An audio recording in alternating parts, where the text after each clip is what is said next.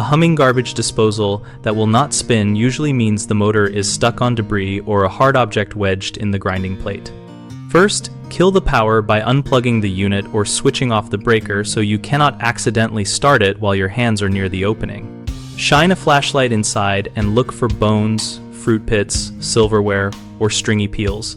Then remove anything you see with tongs or gloved fingers to avoid cuts. Insert a wooden broom handle into the mouth and gently push the grinding plate back and forth until it moves freely, which breaks the jam and relieves motor strain. If your model has a hex socket on the bottom center, use the manufacturer-supplied hex wrench to rotate the motor shaft both directions until it turns smoothly. If the unit hums but does not spin after clearing, let it cool for a few minutes and press the red reset button on the bottom, which restores the internal overload switch.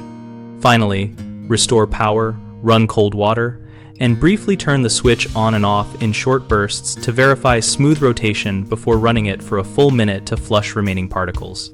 People often leave the unit plugged in while working, which risks injury if a switch is bumped, so always disconnect power first.